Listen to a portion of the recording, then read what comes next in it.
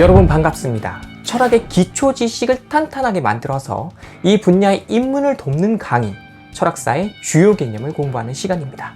이번 강의에서는 철학사이에 필수로 할 수 있는 실제라는 개념에 대해 설명을 해드릴 텐데요. 본시 이것은 진짜로 있는 것을 뜻하며 플라톤은 이를 영원 불변의 성질이자 비물질적인 것이라고 파악했었습니다. 그리고 이러한 플라톤의 생각은 현대 철학의 문이 열리기 전까지는 서양의 주류 철학에 대해 엄청난 영향력을 행사했었죠. 그래서 20세기 철학계의 거장 화이트헤드는 유럽 철학 전통의 가장 논란이 없는 일반적 특징은 플라톤에 대한 일련의 각주로 이루어져 있다는 점이다 라고 말하기도 했었는데요. 하지만 영원할 것만 같았던 이 플라톤의 실제에 대한 철학도 19세기 말부터는 균열이 나기 시작했으니 이 균열을 낸 주인공이 바로 프리드리히 니체입니다. 그는 플라톤이 주장했던 영원 불변한 성질로서의 실제 개념을 인정하지 않은 채 실제란 생성 변화하는 것이라고 보았고, 실제를 이렇게 이해해야 비로소 우리는 제대로 된 철학을 할 수 있게 되는 것이라고 주장했었죠. 그리고 이러한 그의 실제에 대한 주장은 훗날 질 둘레즈에게 계승되어서 현대 철학의 한 축을 형성하게 되었으니 플라톤 중심의 철학적 해석에 따라 실제를 이해할 것인가, 아니면 니체로부터 시작된 새로운 철학적 해석에 따라 실제를 이해할 것인가 라는 이 두 질문에 따라 현대 철학 이전과 이후의 입장 중 하나를 선택할 수 있게 되는 것이랍니다. 그만큼 이 개념은 철학사 전반을 알기 위해 공부해야 하는 그런 중요한 것이니까요. 이제부터는 입문자들이 쉽게 이해할 수 있도록 강의해 보도록 하겠습니다.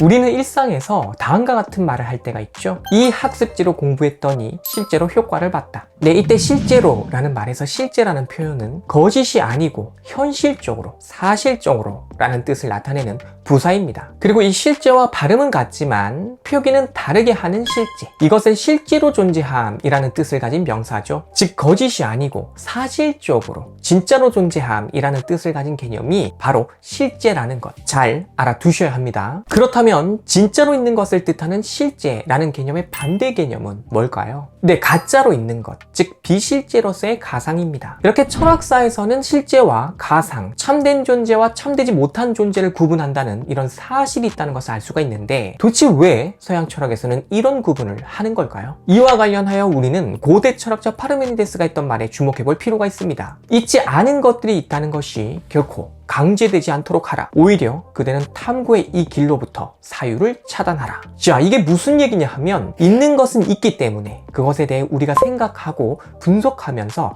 관련 연구도 할 수가 있는 것이지만, 없는 것은 없기 때문에 애초에 생각도 할 수가 없고 연구도 할 수가 없다는 겁니다. 하지만 우리는 없는 것이라고 언어로 표현을 할 수가 있고, 또 이를 생각의 대상으로도 삼을 수가 있죠. 그래서 마치 없는 것이 있는 것처럼 이해된다, 뭐 이런 얘기인데, 그러나 이것은 없는 것이 있기 때문에 이렇게 이해되는 게 아니고, 이미 존재하는 언어로 표현만 저렇게 했기 때문에 일어나는 착각에 불과하다는 겁니다. 즉 없는 것이라는 이 표현은 언어에 불과하지 진짜로 없는 것은 아니라는 것. 그러니까 진짜로 없는 것은 정말로 없기 때문에, 다시 말해서 절대적으로 없기 때문에 생각도 못하며 언어로 표현조차 할 수 없다는 것. 가령 페가수스는 실제로는 없는 것이지만 이미 있는 것들, 그러니까 날개, 말 등등을 합쳐서 실제로 있는 것 같은 효과를 주는 가상의 개념인 것이죠. 즉 이것은 있는 것 같은 효과를 주는 가상일 뿐 진짜로 있다는 의미의 실제라고 해줄 수는 없다는 것. 따라서 이런 가상을 탐구의 길로부터 차단하지 않은 채 마치 있는 것처럼 착각을 하면서 연구를 하게 되면 우주의 본질을 파악할 수가 없게 된다는 게 파르메니데스의 생각인 것입니다. 쉽게 말씀을 드려서요, 없는 것은 정말로 없기 때문에 이 세계와 우주는 오로지 있음으로만 가득 차 있다는 얘기인 것이고, 그러니까 이 세계의 본질은 있음일 뿐이고 무는 개입될 여지가 없다는 것. 이런 본질을 제대로 알기 위해서는 있지 않은 것들이 있다는 착각을 물리쳐야 한다, 이런 얘기입니다. 그래서 파르메니데스는 실제와 가상에 대한 구분을 요구한 것이니, 이런 철학을 계승한 플라톤 또한 자신의 초기 대안편들 여러 곳에서 가상이 아닌 있음, 즉 존재를 물음의 대상으로 삼은 채 그것은 무엇인가 라는 질문을 던지고 있는 것이죠.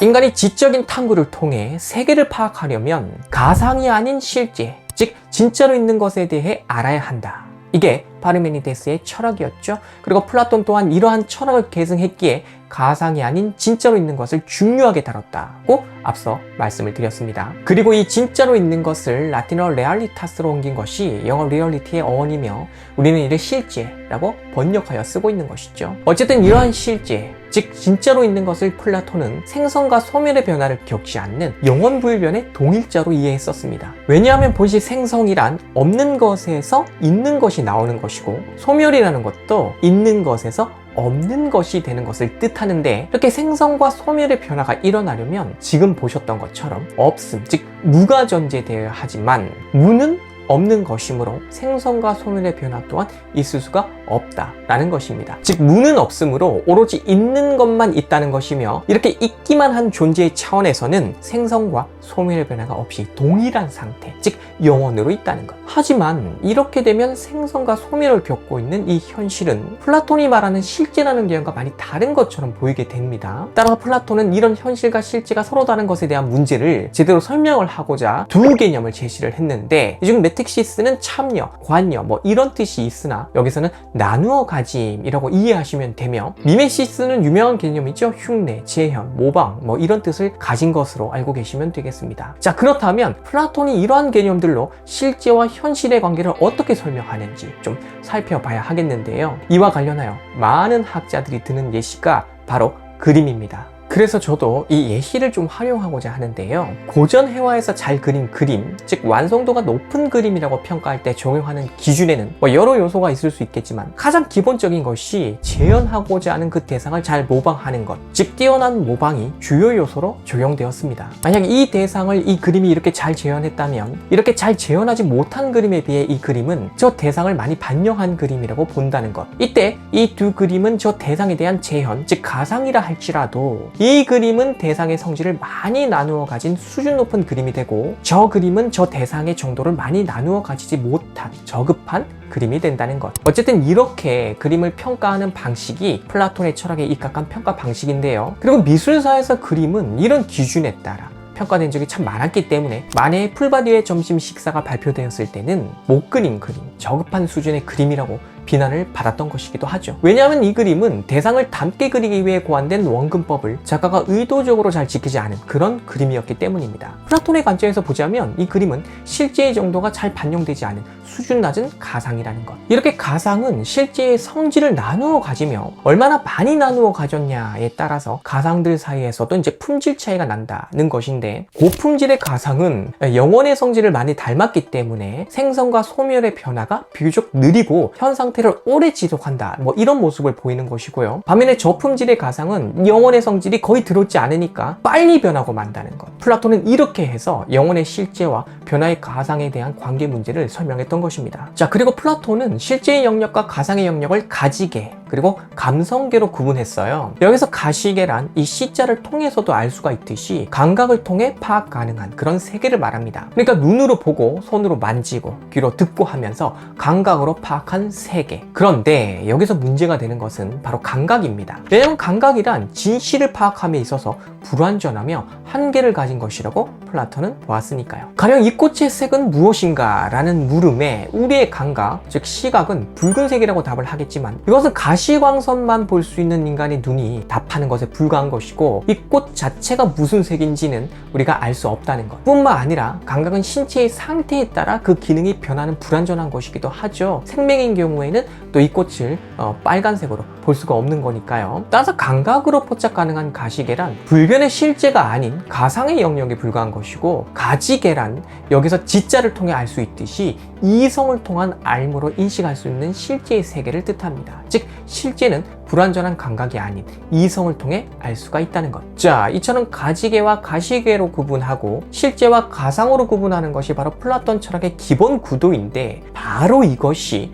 서양 형이사학의 뿌리가 됩니다. 그러니까 플라톤 이후 서양 지성사에 등장한 많은 학자들은 바로 저 틀 속에서 그 나름의 철학을 펼쳐왔다는 얘기죠. 그러므로 지금 제가 정리해드린 이 기본 구도를 여러분도 나름대로 잘 정리를 하신 후에 서양 철학사를 한번 공부해 보셔라 라는 말씀을 드리고 싶은데요. 이렇게 이렇게 하면 매우 복잡하게만 느껴졌던 철학사의 흐름이 심플하게 정리되는 것을 체험할 수 있답니다. 자, 그렇다면 이 체험을 지금 저와 함께 잠시 좀 해볼까요? 예를 들어 실제는 이성으로 파악할 수 있는 것이지 불완전한 감각으로 파악할 수 있는 게 아니다. 이게 이제 지금까지의 플라톤의 철학이 가진 특징이라고 이제 살펴봤잖아요. 근데 스토아 철학에서는 감각이 실제를 파악하는 것이라고 하여 플라톤 형이사가 다른 견해를 보여주거든요. 하지만 이러한 스토아 철학은 서양 철학사에서 주류가 되지 못했죠. 이에 비해 근대 철학에서 르네 데카르트는 뭐라고 했습니까? 감각은 우리를 속인다고 했었죠. 그래서 그는 더 이상 의심할 수 없는, 나를 속일 수 없는 명징한 지식을 확보하기 위해 생각하는 나를 대전제로 삼겠다고 했었습니다. 즉 감각을 낮게 치고